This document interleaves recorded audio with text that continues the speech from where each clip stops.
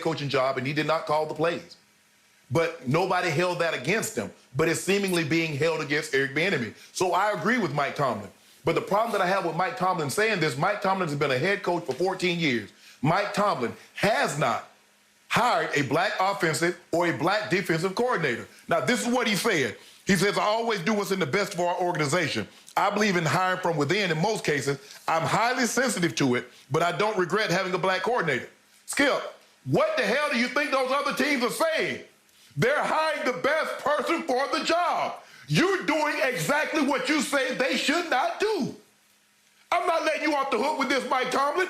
You're in a position to hire black people. You have not done that. So I'm not going to let you throw stones at everybody else. You make some very compelling point, but you're the wrong messenger to be delivering this message.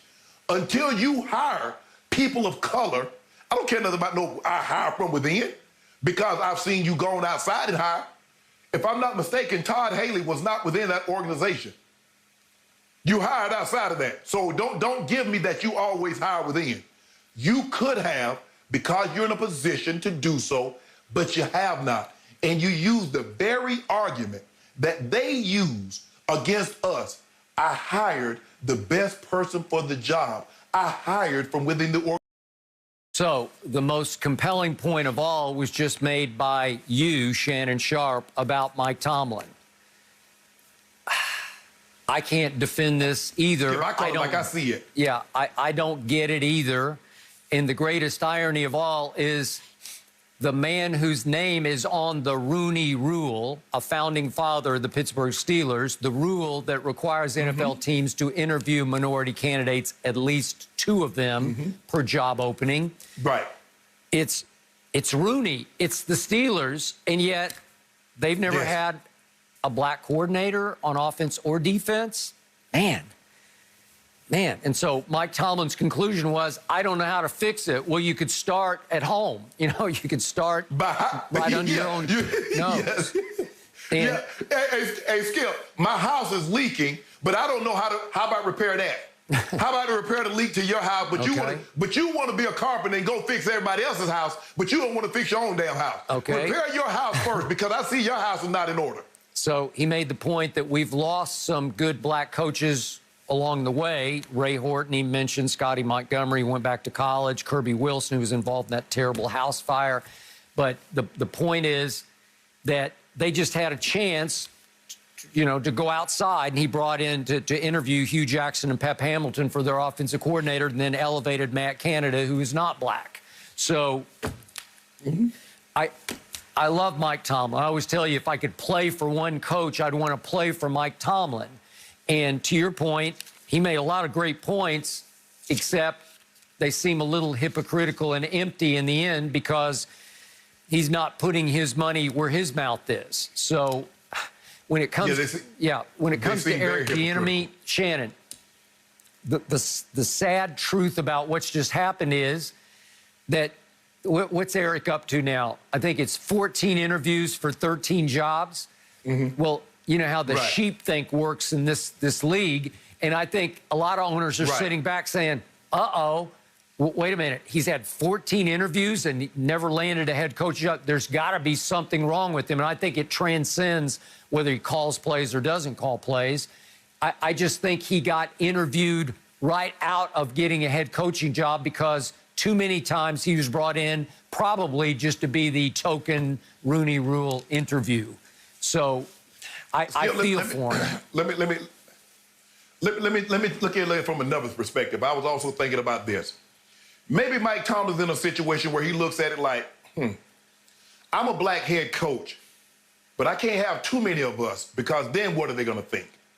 Because we get that a lot of time. I've been in situations, Skip, where you've been black, and the thing that you don't want to do, they're blackening it up. And so maybe Mike Tomlin is afraid, like, well, okay, I'm here. We're good, and that's good enough. But it's not good enough, Mike, because guess what? The majority of the white coaches, they feel their staff. Bruce Arians is the exception. Bruce Arians is not the norm.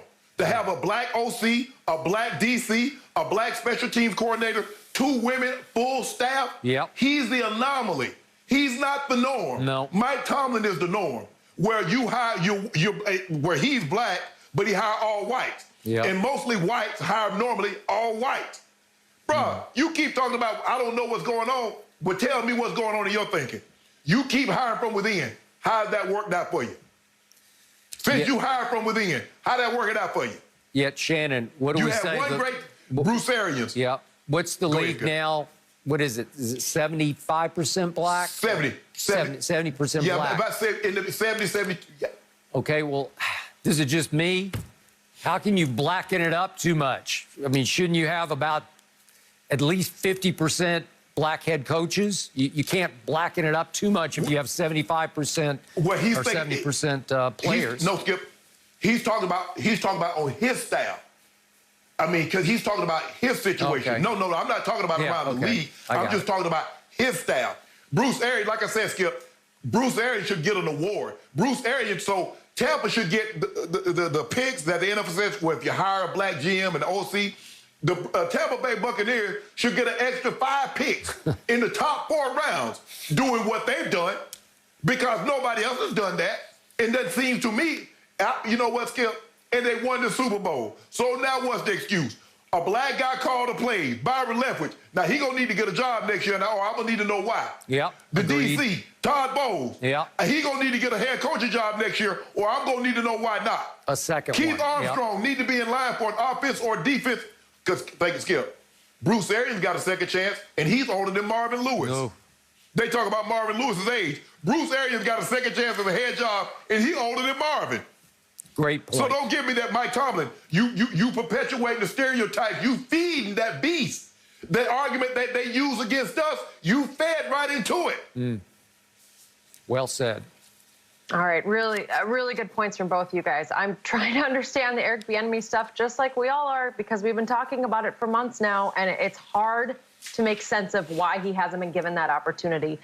We need to talk about LeBron because he did respond to criticism from a soccer megastar. These quotes were interesting, and I'll tell you exactly what he said, what they both said.